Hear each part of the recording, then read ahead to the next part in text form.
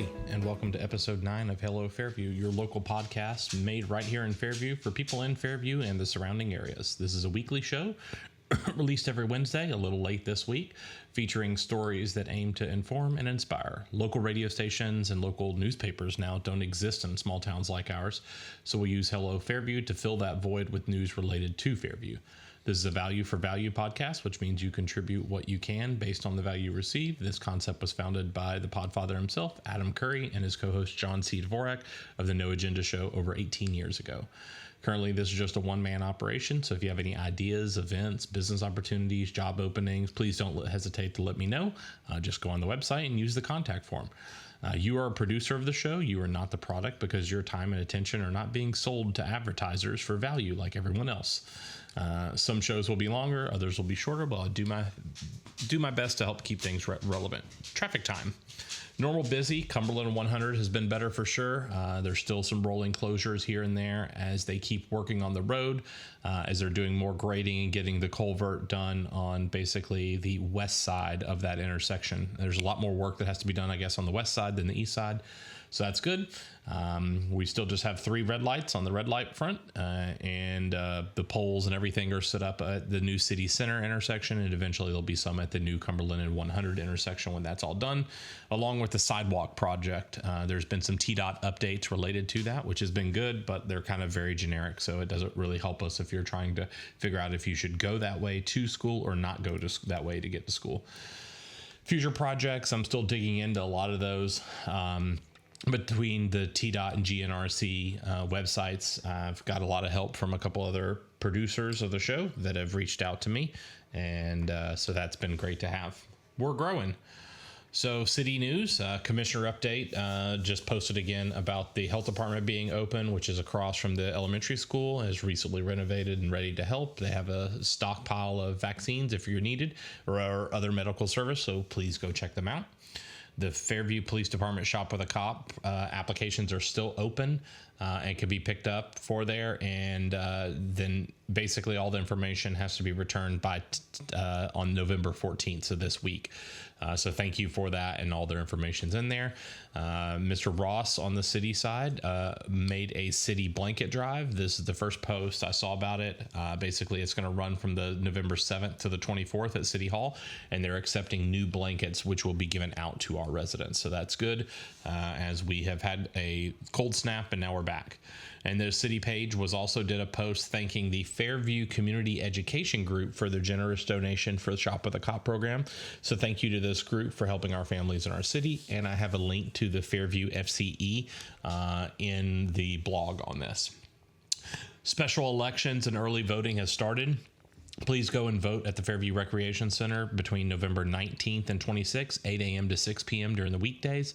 Saturday will be 8 a.m. to 12 p.m. And the final day, just so you don't get stuck, November 26th, it will be closing early at noon. City of Franklin also passed a urban growth boundary agreement linked here that's related to infrastructure and future borders within the city. So basically, if you live in Fairview now and you have a Fairview address, you will be in the pretty much urban growth boundary. Pretty much some of the edge of Fernvale isn't included there, but basically it was like all these towns of Brentwood, Franklin, Fairview, Leapers Fork, Thompson Station, Nolensville, and Spring Hill all saying that this is where they think they're going to grow, and they voted on it and has made it happen. So there's a cool map in the show notes if you want to learn more about that. So what meetings have we had? So recap from the last town meetings. So there was no Board of Zoning Appeals. The last Planning Commission was on 10/14, 183 homes approved. Board of Commissioner was on November 6th, and this is the recap of that. So basically, old business, there was a 10A, which is 111 acres that was already been approved. This is on its second and final reading, and it was passed 4-1 with Carolyn Roberts voting nay. This is the 111 acres out by Pinewood Road. So the very, very edge of the city, as it's already been annexed and rezoned into this based on this from RS40 to RS10. So this is one that's going to have, 100 plus homes on it. So that'll make things interesting. And the second and final reading of, let's see, which one was this one? This was the RS. This one had a lot of public comments. Where is it? This is the 10 acres. Like pretty much this one almost took up the whole meeting. Yeah, this is the Old Franklin Road, 10 acres on there. And so we had multiple public comments, multiple people talk about it. So there was people that one of the first person that spoke had been there, was the 9th generation, worried about erosion and water flow as the property drains onto his property. The road was already too full. Another lady talked about this is kind of ruining the rural feel of that, and do we have any studies that show the impacts of schools, the city, and traffic as we keep adding all these houses? And houses are not selling as fast as they used to. Developers continue to win while residents lose, and she would want residents to be responsible for greenways, sidewalks, and to keep up and not keep increasing the density in R20 and lower, to stop there, because that's small enough. Another gentleman talked about mud and erosion and how that affected everything, and that the other property being sold could cause even more traffic problems because that's not all the way done yet and there hasn't been anything there.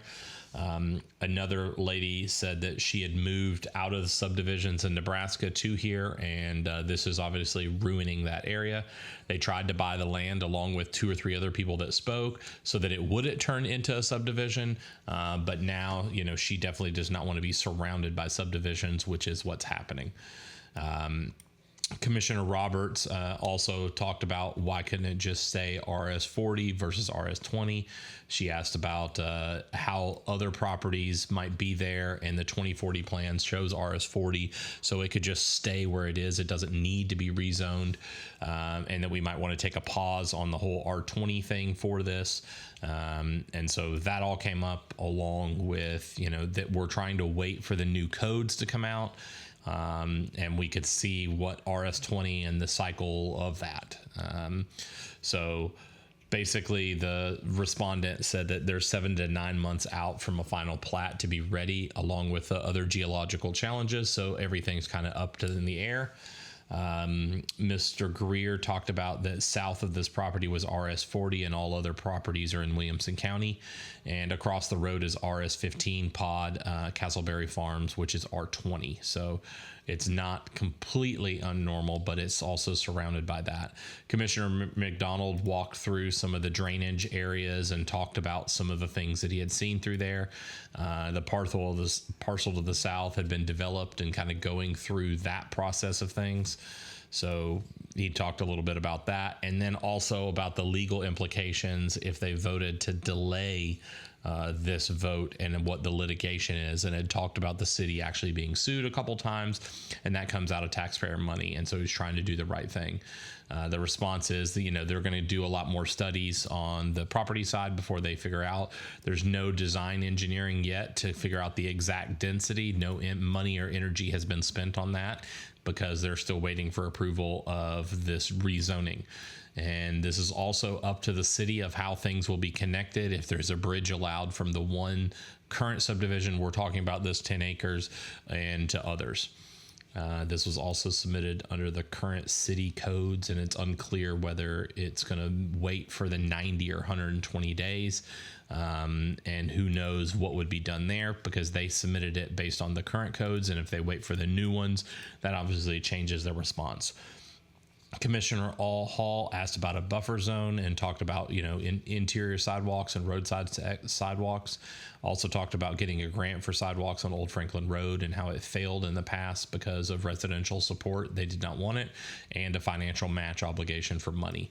He also asked Josh about the decision if the codes are approved, and Commissioner McDonald noted that there could be legal repercussions by delaying this vote, which was suggested by Mr. Hall. And they kind of walked through that back and forth, talked about the sidewalks a little bit more.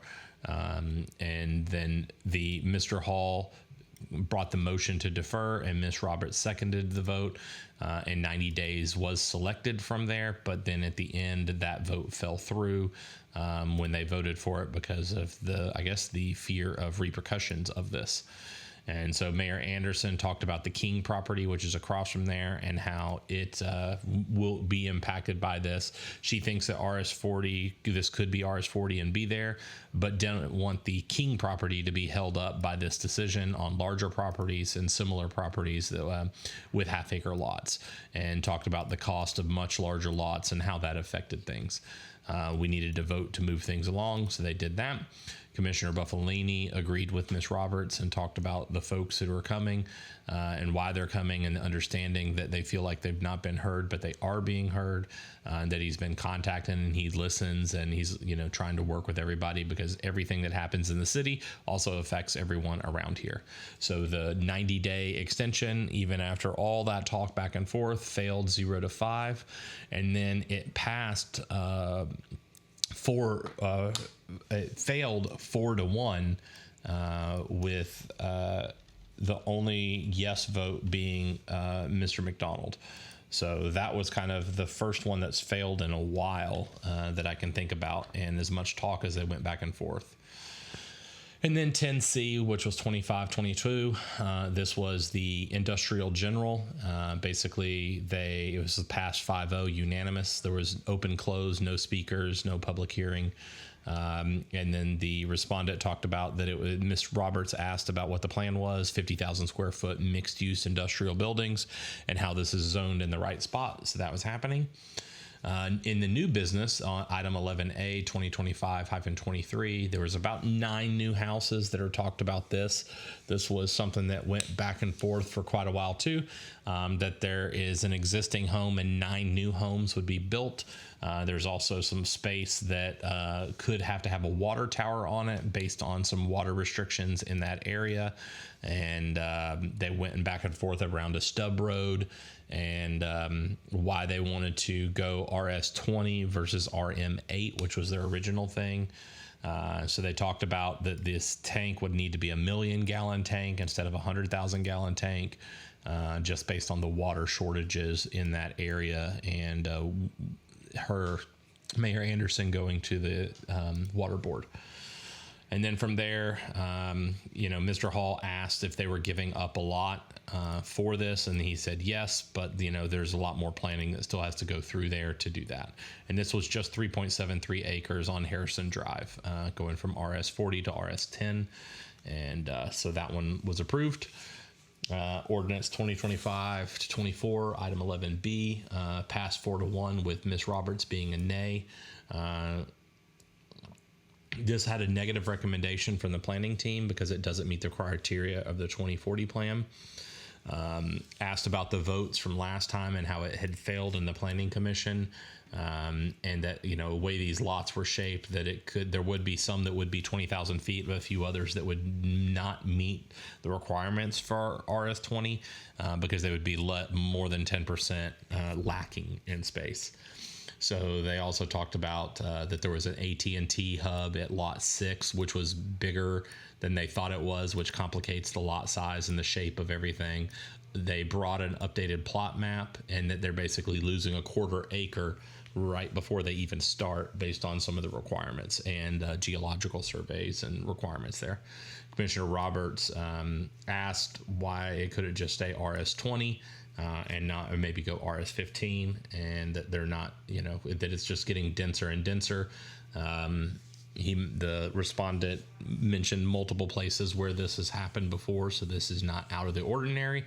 But this is 3.17 acres on Hall Road that did get rezoned from RS40 to RS15. So from 1 house to basically 9 houses more, so there'll be a total of 10. Then they had a discussion on the meeting dates for 2026 and talked about that, how there was some conflicts with stuff on New Year's Day and stuff on 12/31, and how we could move forward. So this passed with a no vote. This is going to the Planning Commission after this on the 20th. So they'll be there. And then on the roundtables, Commissioner Buffalini talked about the Park and Landscape Board had canceled their meeting because there wasn't anything assigned to them. So we need to figure out how we can help them. Since condolences to veterans' family, and there was new business, Sweet Magnolia Flower Shop with delivery. and that he was looking forward to the Veterans Day program. Commissioner Roberts thanked everyone that came there and everybody putting on their work, and that we should set aside some time for the Park and Landscape Board to help give them something to do. And then very happy about the Veterans Day event happening, because the previous week we reported that it wasn't happening because that's what they told Mayor Anderson. And a couple of parents pulled together and made it happen, which is awesome. And that happy about the blanket drive happening, and at the middle school had rumors, and that community theater was doing Dr. Jekyll and Mr. Hyde this same weekend, so you could see it all. Commissioner McDonald just said go Yellow Jackets. Commissioner Hall thanks to all city employees, and can't wait to get the new ordinances so that we can understand how subdivisions and minor subdivisions can connect to others. Mayor Anderson sent her thoughts and prayers to the family of Elvis Jones, and talked about how the government shutdown is impacting many families around the area, but Fairview Nutrition was helping to collect and distribute food. Farm Bureau Insurance was helping people, along with Kano's, with a Pay It Forward board. So it was really good to see everyone working together as this hopeful government shutdown simmers down.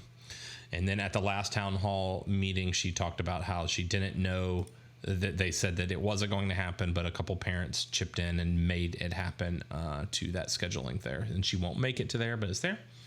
Planning Commission, there's nothing until November 18th. And so on November 18th, you've got some new business. You've got a new phase, final plat for phase 5 of Richvale subdivision, which is 17.41 acres. That's going to be on the vote there too. And then a final plat for the Hatcher Heights subdivision, which is 15 acres, and a residential development plan, which is what was before that, which is the Cove, which is 28 acres. And then we have 117.74 acres for another residential development plan, which is called Fairview 17. So it doesn't say where that's at. And then the Planning Commission is going to vote on their February 2026 to 2027 calendar and some of the projects and planning. And then there'll be some other notes from the city staff in there. So that'll be that part of it. And and then they'll also be on the next Board of Commissioner meeting is November 20th. That was the Planning Commission we talked about before. They'll be scheduling a vote on the new schedule for 2026. There was also a resolution authorizing the installation of stop signs on Old Nashville Road at Jones Lane. So there's going to be a vote on that if you want some stop signs. There's also a vote coming on driver training matching grant program for the fire chief. So I guess they're going to train more drivers to drive the fire truck. Parks and Landscape Board will have some talks with Commissioner Roberts, and out parcel land and trust with Commissioner Roberts. Our next town hall is January 29th of 2026. Parks and Landscape Board is December 1st at 7 p.m. There's no around town coffee until January 14th, 2026. No beer board. And so that kind of goes in here. So the state of Tennessee, President Donald Trump pardoned Kingsport Republican U.S. Representative Diana Harshbarger's husband amid a string of Tennessee-related clemencies issued last week. So we'll see how that goes. The government is still shut down, but hopefully winding down once the Senate-approved version goes back to the House and make sure it's the same before heading to President Trump for signatures to pull us out, which I think just passes the buck down a little bit before they have to agree on other stuff. The Tennessee Department of Tourist Development, TDTD, Commissioner Mark Ezel announced today that 30 communities will receive more than $2 million in tourism enhancement grants to strengthen local tourism assets and drive Tennessee's continued growth on a world-class destination. So that'll be cool to see what that does. December 2nd is the final special election for the 7th U.S. House seat, which is Afton Ben and Matt Van Epps on the Republican side, based on the primary results. More news to keep coming back, but one thing is turnout was down 75% in Middle Tennessee's House special election, especially in GOP strongholds, which is our 7th district here. So people did not go out and vote. The Music City Loop is still digging and drilling and making things happen, so the hole is getting bigger. And then on the bills. So what we have right now is the Education, Health, and Joint Subcommittee on Government Operations and Government Operations and Rural Review are going to happen November 19th at 9 a.m. and 1 p.m. The agendas are posted there. Not really anything super cool or detailed, but, something's happening. How's the Hill? Well, right now it's passable. Fall is warming back up. For some snow flurries last week, we're back to warm. The weather guessers are predicting highs in the 60s to 70s with lows in the 40s for the rest of the week, and a couple dips and a couple increases from there. Businesses. Nothing new has been spotted. Ace Hardware is still brewing. There was a post talking about Vigilance Martial Arts moving to the public shopping area, so that's good to see them move over there. So we'll have to see what goes in that existing space. It looks like it's for sale for $1.25 million, that building.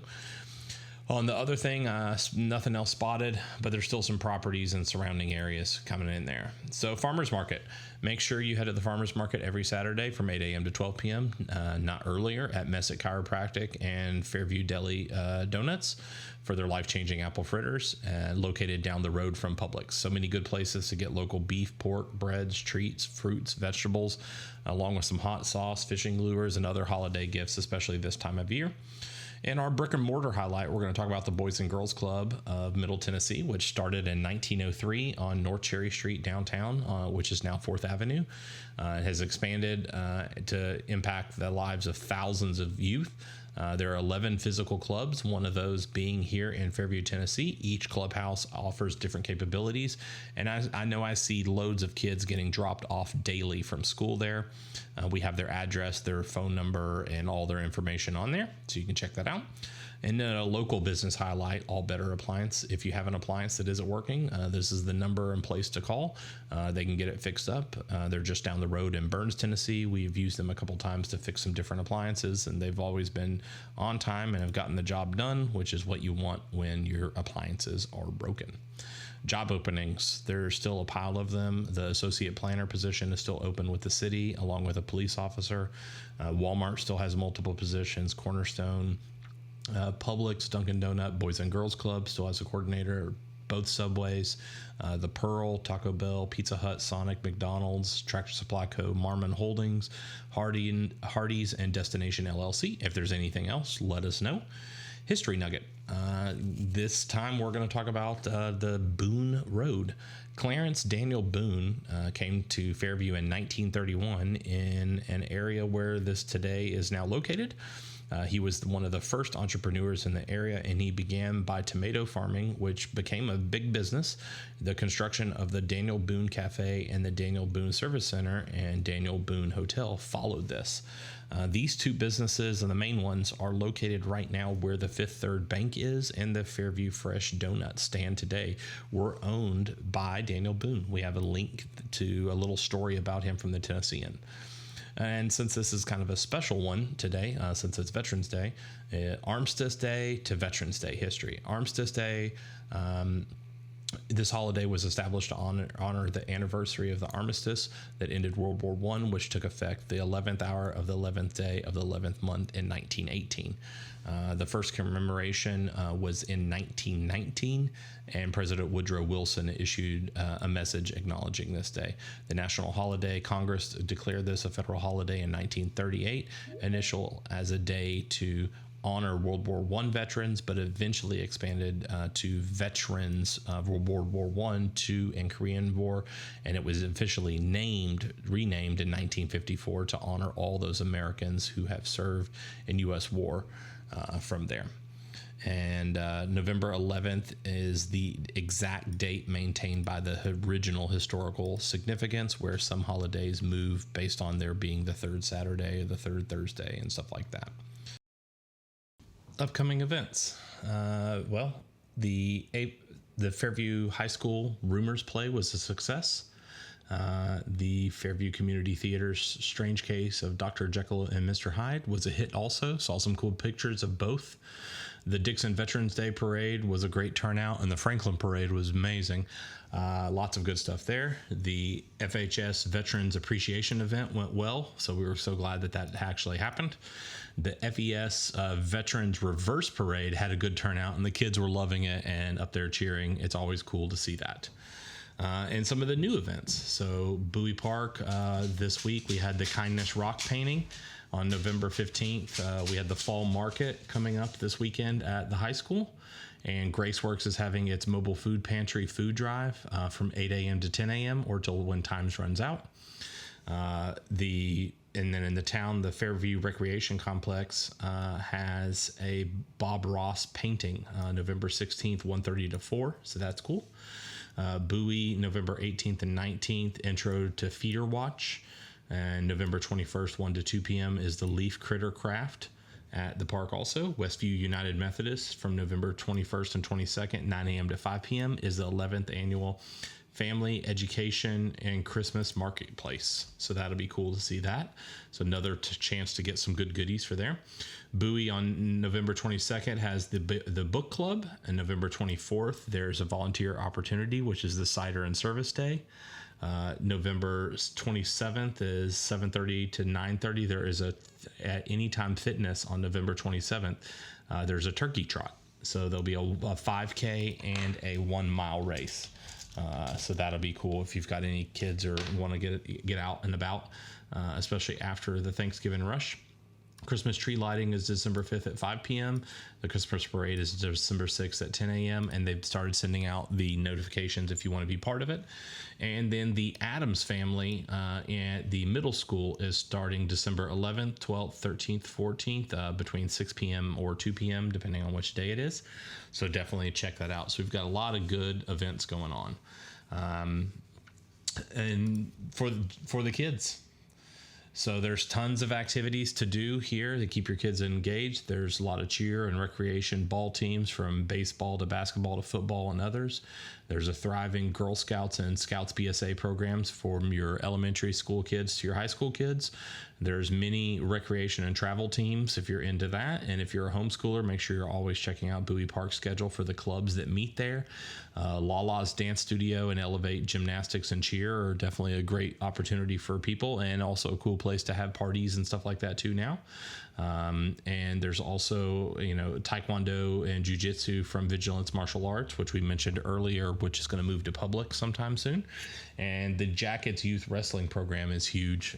Lots of cool opportunities with summer options too. And they have multiple state champions that have come through that program. School news. No school November 24th through 28th for Thanksgiving. Hawk and Tiger news. The Westwood Elementary School Picture Retake Day is November 18th, and the FES Picture Retake is November 20th. We need your help. We don't get any real news from there. And if you are a parent and or part of the PTO, please reach out to us so we can keep any news that you think is relevant out there. On the Falcon news, November 10th, there was a basketball game with Burns with the JV girls, boys, and varsity over there. And wrestling on that same day was at Spring Station. And then on the Renaissance High School is the 8th graders are going to go visit that during flight time on November 12th. November 13th was the James Lawson Battle of Bellevue tournament for basketball with varsity boys and girls. And then St. Henry wrestling at Battle Creek on that same day, along with open mic night. From there, November 14th is basketball at James Lawson Battle of Bellevue. We already talked about that. And the is a fundraiser coming up for the Fairview Middle School called the McTeacher Night at our local McDonald's from 4:30 to 7:30. 15% of food sales and 100% of apple pie sales will go to the school. The FMS PTO is selling 24 and 36-inch wreaths until November 20th, and you can pick those up at Lala's Dance Studio on 12/1 from 5 to 7:30, and the link is on here. So thank you, Lala's Dance Studio, for supporting our PTO and our school.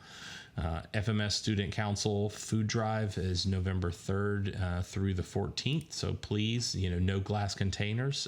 We have a link to that shopping list for there. The homework club is starting on Tuesdays and Wednesdays from 3 to 4:45 p.m. Sign up is listed in the show notes. And then if you like Adidas, you can save some money and help raise money for the school by ordering online from the Adidas US site and using promo code FMS18ADP, and 10% will go to the General Athletics Fund. And we already talked about Adam's Family, so you're doing that. Bowling's tryouts are Tuesday, December 9th at 3:30 at the Franklin Entertainment Center. Jacket news. Both cross-country teams made it to state. The girls finished 12th in the state. The boys finished 16th. And one of those team members actually medaled in the top 15th and got 12th position, so congratulations to that. The pep rally is on November 14th, and this is also the round 2 of the TSAA playoffs game at Fairview versus Dyersburg Trojans. The fall market is also this weekend, November 15th from 9 a.m. to 3 p.m. This is a great place to do your Christmas shopping, just like our farmers market, to support other local businesses. Every Friday this school year, just like we've mentioned before, Kona Ice and Tom's Coffee will be there at lunchtime. Senior jackets and rings can be ordered now. The link's there. The high school wrestling season starts November 18th at home against Spring Hill and John Paul. Wrestling at Eagleville and Warren County and at Franklin on the 22nd. November 20th, you visit Dairy Queen on Highway 100, and 20% of sales will be donated to the school. Senior portraits and ads are due by November 21st, so next week. November 21st was the career day, but it looks like it's been removed from the schedule. ASVAB is scheduled for December 9th, so if you have anybody looking to go in the military, that is a must-have, must-do to go from there. And it looks like the high school bowling team is still rolling along with a practice earlier this week and a practice next week on November 20th. And you'll be making your trips to Thunder Alley at Dixon to get your roll on. And if you're 8th to 12th grade and looking for a creative outlet this winter, join us for an unforgettable season inspired by the Broadway hit musical Waitress. Tryout dates are November 14th, 17th, 21st, and at 4:30 to 7:30, and regular rehearsals are Monday through Fridays, 4:30. No experience required. Bring your energy and enthusiasm. So the auditions will take place at the Fairview High School. The Fairview Career Community Leaders of America, FCCLA, formerly known as the Future Homemakers of America, is opening a care closet. Seeking donations, items can be dropped off at the school. Here is a list of the Amazon items that you can go from there. If you have a student is driving this year, make sure they email the principal to get the Schoology link for checkpoint driver training, and make sure you get your parking pass for $15 a year. So that's that when it comes to school stuff. And Faith Moment. This is another sermon from Fairview's own Ian Gilchrist at One Church Home. This is one in the middle of the year plus long where we went through the whole chapter of John. I never read the whole chapter before, so it was great to learn. And I think this chapter, many will know because a lot of it is highlighted as this was what was led to Jerusalem and then to the crucifixion and then to the resurrection within this chapter. And there's some interesting correlations to the first garden mentioned in the Bible and this last garden Jesus within, which is Gethsemane. So this is a sermon from John chapter 18, verses 1 through 11. Seated. This morning we are continuing and have been for almost a year and a half now, walking through the Gospel of John, and came to a real pivotal moment last week in chapter 17. Chapter 17 kind of sums up the dialogue, the discourse that's been happening in the last few chapters, where after he washes the feet, after the denial of Judas, and Judas leaves the room, after this huge conversation about what's about to happen, through this long dialogue about Jesus sharing with them that he's going away and where he's going, and there's just this constant over and over, like, what are you saying? What are you meaning? And he's like, okay, let me try it this way. Let me try it this way. And I relate to that. I need him to explain things a lot. But there's this filling he's doing, this filling up that again we said, he said, I long to give you more. I want to fill, but you're too full. You're filled up now. So I'm going to send the Spirit. He's going to come. He's going to guide you into all truth. He's going to, boom, the dynamos of the Holy Spirit's going to come and ignite all of this that I've been imparting to you as I prepare to depart from this world.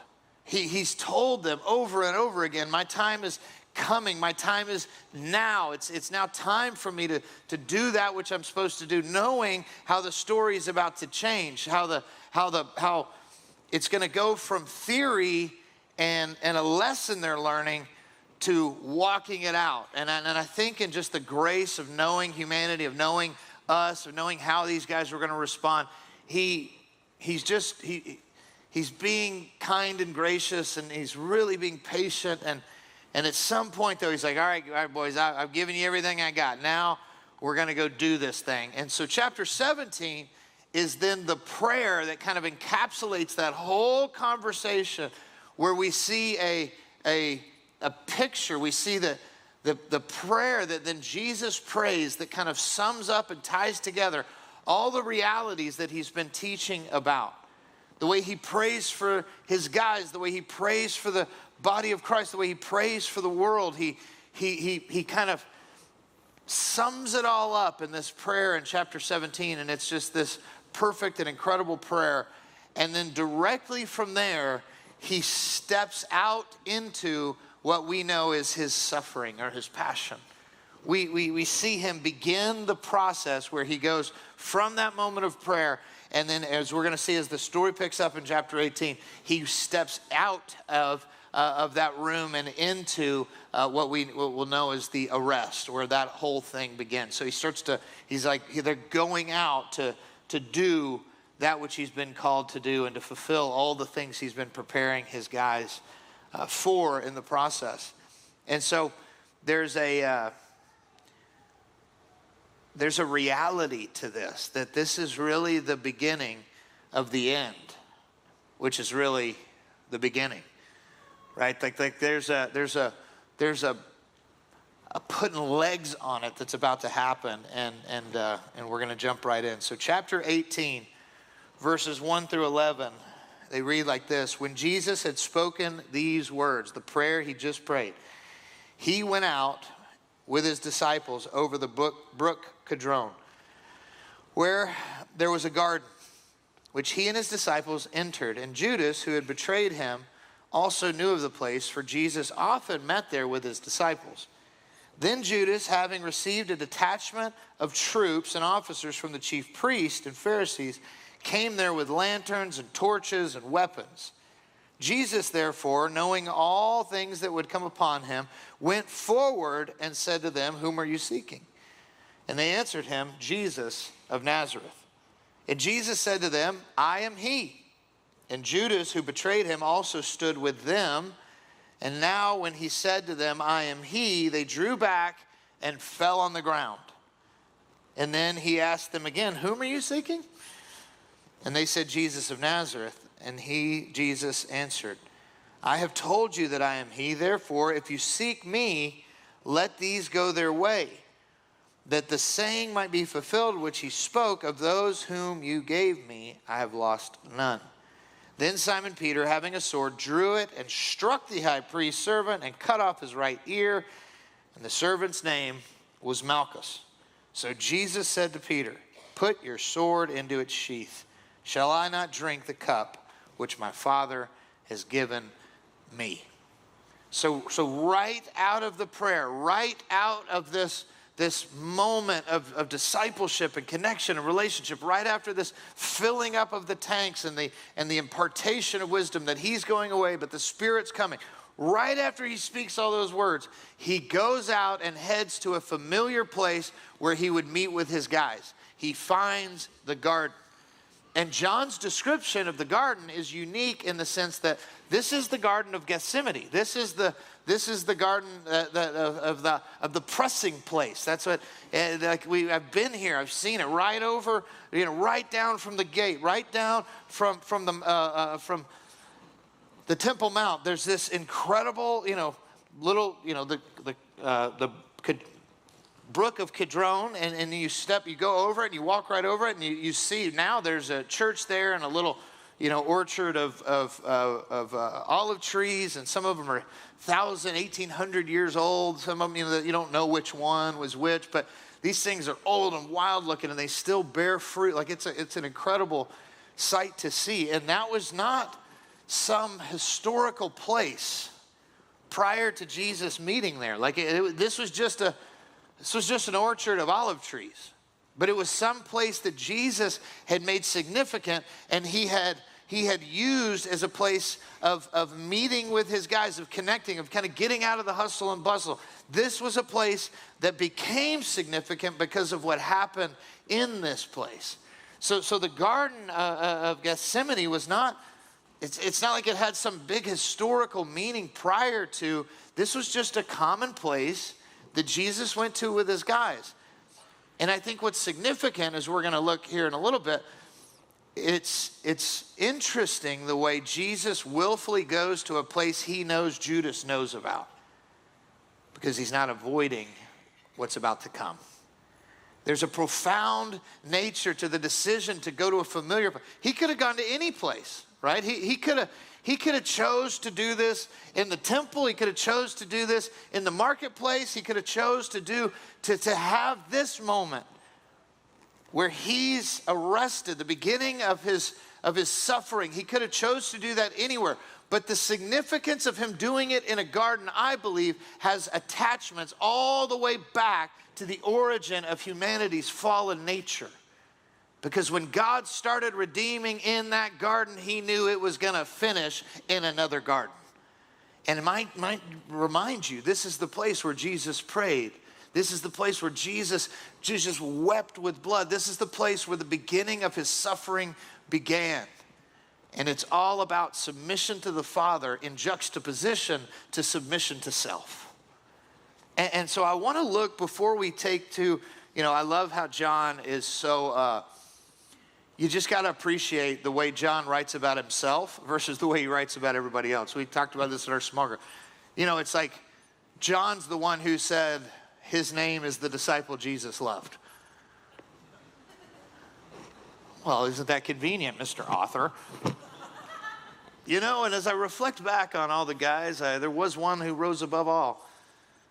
It was I. It's like, all right, he might punch me when I get to heaven. But no, I just love the way he writes about that. He calls himself, but I love how straightforward and honest he is about the other guys. Like, yeah, well, guess what Peter did? Bam, bam, bam. Like he just he's just telling it like it is with Peter. Like, yeah, Peter pulled a sword out, cut dude's ear off. It's like, geez, John, take it easy. But the reality is this significant thing, this way he kind of hones in on Peter is important, and we're going to get there. There's so many places we could go in this text. There's so many things that we could look at about the way he said, I am he, and it blows them back, and just, there's so much richness here, but I want to kind of lean in today, first on the significance of the location of the scene, and then I want to get to where Peter, and why he was the focal point of John's gospel specifically. I find it fascinating how redemptive the gospel continues to be in my life, right? How redemptive the gospel is. It's like, yes, I got saved. Yes, I got set free. Yes, I got transformed. But then you just, you go on in life and you continue to find and see ways that like you still need the gospel. You still need to realize like man, like Amanda and I we talk about this all the time. It's like one of the ways as we kind of walked through the suffering and the tragedy of our son's accident was constantly being told, like, it's not your fault, it wasn't your fault, it's not your fault. And then finally one day somebody said, okay, try this on. It is your fault and you need the gospel. You did do something wrong and cause something. It is your fault. Now you need the gospel. And it was like a breath of fresh air to just be able to go, oh, I need the gospel still, right? I'm not perfect. That's because I'm saved and set free. Doesn't mean I'm perfect. I need Jesus still. And there's this freedom that comes. There's this redemption that comes. And God is constantly redeeming in ways that we can't understand and fully anticipate and see. And so I just think it's fascinating that the location that Jesus chose is a garden. Because the first garden we see humanity in is a garden of mistakes. It's a garden of selfishness. It's a garden of selfish desire. And listen, before you get too high and mighty up in here, you'd have done the same thing. There's not a single person in this room who wouldn't have made the same mistakes, and listen, guys, don't be blaming the girls for this. Well, the girl ate first, technically. It's like, well, he ate too, what kind, it's like, it's not like all of a sudden it's like, well, the girl ate first, like, well, now I have no choice, I got to eat it. It's like, we're together forever. No, he had a choice too. Every one of us would have made the same choice. So we're not beating up on Adam and Eve. We're simply recognizing the humanity of the first garden and the divinity of the second. That there is a redemptive nature by which even in his suffering, God is redeeming the garden of origin. He's redeeming humanity. He's fulfilling his promise that he would redeem it. And this is coming full circle now, the two gardens standing juxtaposed. We see in the Garden of Eden that Adam faced a moment of testing and failed, Genesis chapter 3. And yet in the Garden of Gethsemane, Jesus faced a moment of testing but triumphed. It's two separate gardens, one redeeming the other. The first broken and fallen by humanity, the second covered and complete through his divinity. Adam disobeyed God's will, bringing sin into the world, just like all of us would have. And Jesus submitted to the Father's will, beginning the process of redemption. The second thing is this, that Adam rebelled against God's will. He ate from the tree after the serpent's deception, choosing self over obedience. And yet in the second garden, Jesus surrendered to God's will. And Gethsemane is the place where he prayed, not my will, but yours be done. With tears and sweat like blood, he willingly accepted this cup of suffering. If there's nothing else, I don't know if there's another picture or image that is more impactful to me. But I think so often we just assume this wasn't difficult for Jesus because he's Jesus. Because he's fully God and fully man. We just assume yeah, it's easy for him. I know he can do it, but remember, he fully had emptied himself, like Philippians said, of anything that would give him the ability to do this as God. He was fully man also, and so he had fully surrendered, and he said, it gives me great comfort that he said, not my will, but yours be done. Because in that moment, he said, if this cup can pass from me, I don't want to do this. But not my will, yours be done. If that's not a shining hope that man, you're going to go through things in life that you don't want to go through. And the question you have to ask in the pressing place, in the place of that suffering, is it my will that doesn't want to go through this, or is it God calling me out of it? But it's because I want to say, God, I don't want to go through this, but not my will, yours be done. That's the difference of the two gardens. And so we have this opportunity to look at this and behold this and understand that Jesus is revealing something. He's revealing that we have the ability to surrender. Where Adam chose selfish desire, Jesus chose sacrificial obedience. The third thing I would notice is that Adam took from a tree, and that brought death. A tree in Eden symbolized knowledge of good and evil. But Adam's disobedience brought spiritual and physical death to humanity. Again, Genesis 2:17, Romans 5:12. But yet Jesus drank the cup, bringing life. So Adam took the fruit, and it bore death. But Jesus is drinking the cup of God's wrath on our behalf. In Gethsemane, Jesus wrestled with drinking the cup. He said, if it can pass from me, let it pass. But not my will, but yours. By accepting it, he reversed the curse of Adam's sin. Adam's choice led to curse. Jesus' choice led to cure.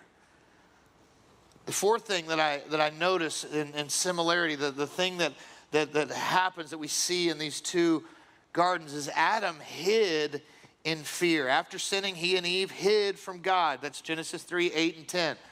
They tried to hide themselves. They tried to cover themselves, and they did it in a and again, we're not picking on Adam and Eve here, but like we all do this.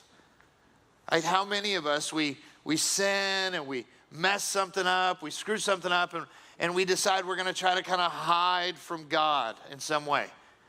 It's like you go, okay, like, here's a water bottle. I'm going to hide behind this so you can't see me. It's like, well, you're a pretty big guy. That's a pretty little water bottle. And by the way, it's clear. That's a stupid thing to hide behind. It's like the God who's all-knowing, all-powerful, and everywhere always. The God who created you in his garden. The God who created the garden, the God who who you've walked with in the cool of the evening. You sin, and human nature and under the reality of sin goes, I got to hide from that God. That's crazy. But we do it all the time. We do it constantly as a people who go, oh man, I messed up, I screwed up, so I'm just going to, I bet God doesn't want to see me at church today. I bet he doesn't want to hear me listen to her, so I'm just going to kind of hide out on my own and sulk and kind of pay my penance, and then I'll finally be, well, it's like, it's crazy how we do this stuff, but we all do it. We allow our shame or our guilt or our fear to keep us from running back into the presence of God and abiding with him. We allow it to pull us away and cause us to shame. So Adam in his garden sinned and then hid.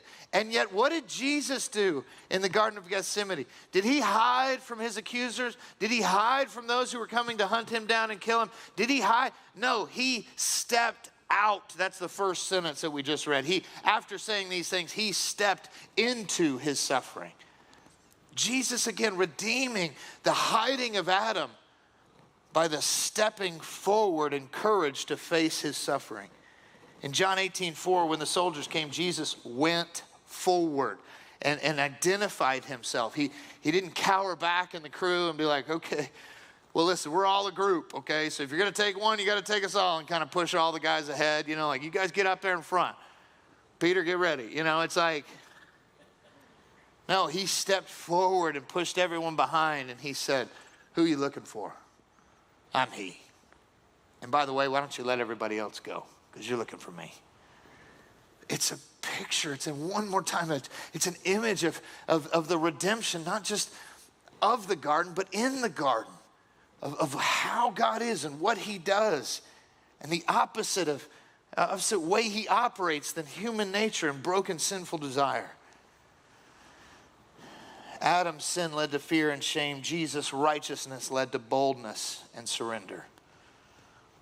The fifth thing I would notice is that there was an angel that guarded the way to Eden. After Adam's fall, a cherubim with a flaming sword blocked the way back to the tree of life for the protection of humanity, because he knew we'd run back to it.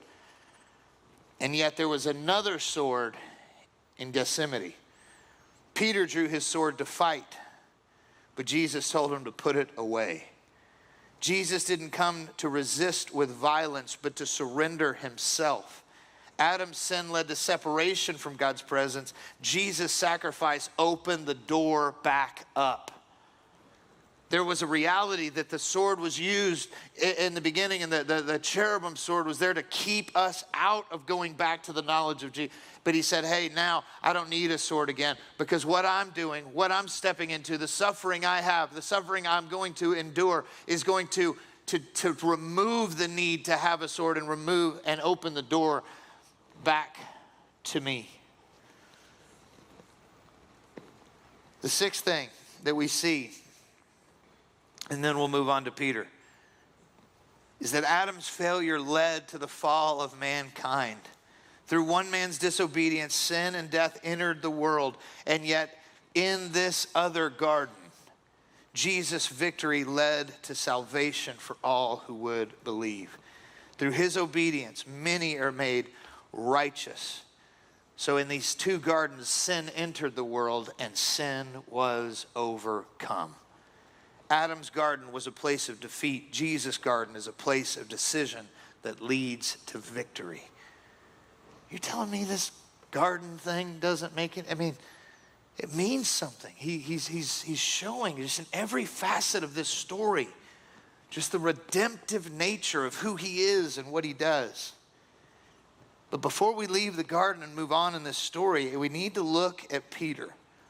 Again, because John chose to identify and highlight this significant moment in the garden.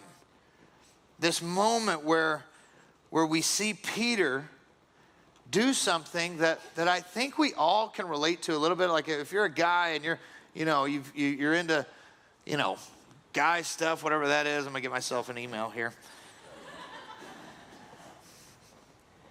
I think you can resonate here, right? Like, what would you do if Jesus was getting arrested and you believe Jesus is God, right? You've confessed that. You know this is God incarnate.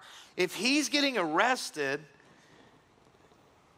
it makes sense that Peter draws the sword and attacks. And I'm making a guess here. It would be really hard to hit an ear with a sword. I don't think he was aiming for an ear. I think he was trying to take a big shot, and he just wasn't a fighter, if you know what I mean. I don't think he was used to that. I don't think that's what he did.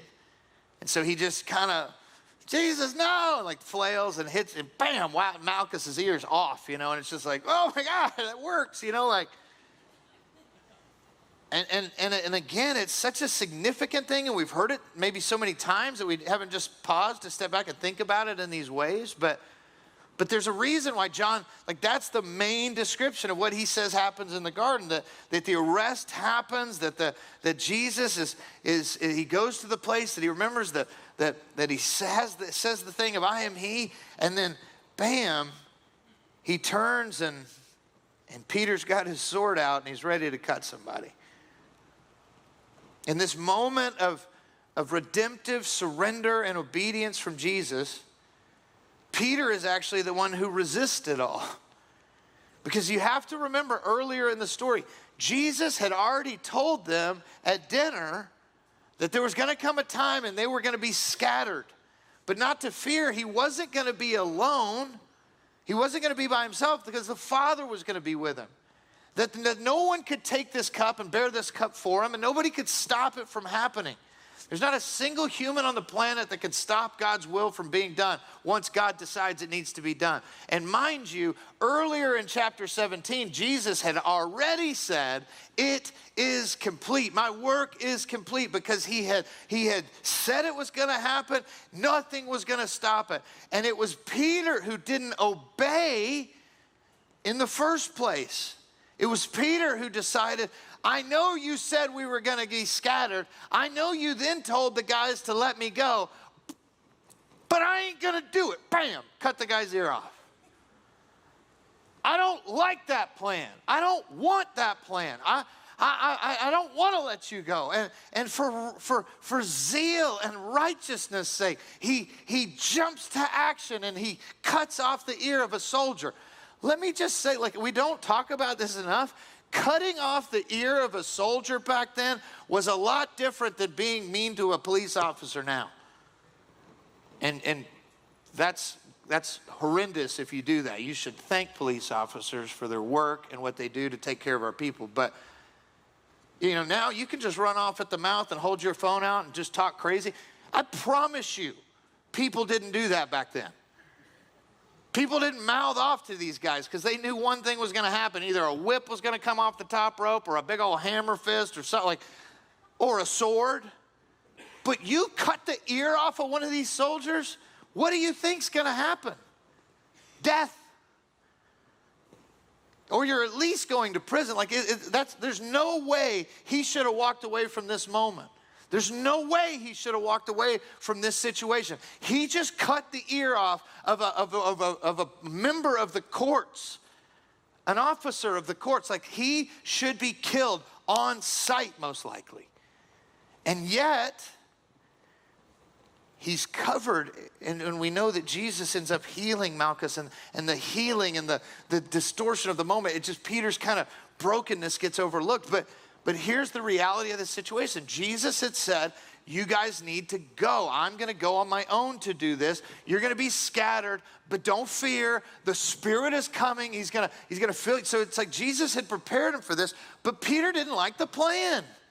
Peter didn't like the process. He didn't like that idea. So he took it upon himself and in a zeal for God to do what God never asked him to do. And in doing so, he justified a sin that was separating him from the Father. And then as we'll see, that sin puts him in a position to then be questioned by people outside of a kangaroo court, which leads to his denial of Christ entirely. And it's my assertion, it's my observation that this is in here, this is there, because he's showing you a pattern of behavior. He's showing us a pattern of behavior that even people that follow God can fall into this temptation to return back to the first garden and live out of our selfish desire instead of submission to the Father. And when we do that, we walk in disobedience to what God says to do. That leads to justifying the sin we have in our life, and that leads to an eventual denial of this Jesus that we know. And if it's possible for that to happen to Peter in the peculiar way it did, then it's certainly possible to happen to the follower of Jesus in the body of Christ today, all these years later. That progression of sin, disobedience, justification, and denial is a process that, and y'all, it's wild to me how God does it. I walked off the platform last service and immediately was hit with a broken situation. They went, I'm living this out right now. So don't tell me it's not possible. People love God. They're following Jesus. They're hungry for God. They're serving in the church. They're doing it. All of a sudden, disobedience leads to justification to now they've left and abandoned their family entirely. That happens. It's happening. It's possible. And so we have to take this seriously and go, man, where does it start? It doesn't start. Nobody just wakes up one day and goes, I don't want to believe in Jesus anymore. It's a progress that happens over time. And the beginning and origin of every denial is disobedience. It's us finding ourselves in a place where God has given us an instruction. He's told us how to live. He's told us what to do. He's given us a clear expectation. And you go, well, God doesn't speak to me that way. It's like, no, but he has spoken in times past by the prophets, and now in this day has spoken by his Son. And this word is his truth. And the Old Testament has been confirmed, and the New Testament has been confirmed, and the canon is closed. And this is his word to us. And so if you want to know what he says to do, you've got to get into the word and let the word get into you. You've got to learn how to read it, not out of some weird moral sense of obligation, but out of a passion to hear his voice and not fall into the temptation of disobedience that lulls the church to sleep. That we start to hear his word and obey his word and live in accordance with his word, so that we don't fall into that disobedient trap that leads us down the path away from the abundant life and into the confines of the original garden. Jesus didn't come to set you free so you could return back to the brokenness of your humanity. He wanted to give you life to the fullest. And welcome back. I hope you learned a little bit about the situation in John chapter 18, and that has piqued your interest into learning more about the Gospel of John. I always enjoy these types of sermons that are based on sections of the Bible, because I have still yet to read the whole Bible end to end, and it amazes me how much is still relevant from there. Donations, nothing from Fountain. Hopefully we'll get some of the other payment options figured out. And please support us by going to the Fountain app and boosting us. It's pretty easy. Just click in there. And overall, thank you. Thank you. You found this podcast helpful. Please support the show into your times, talents, and treasure. If you have an idea, suggestion, please share it with us. Just reach out on the website. You are a producer of the show. If you've got some talent, you have some skills that can help the show and help Fairview, let us know. And treasure, if you're receiving value from this product for free without any paid advertisements, you're getting truly local news. And if that's worth something, please consider supporting us financially and giving the value for value system to do that. So please follow us. And if you need anything, just let us know. Thank y'all. Have a great day.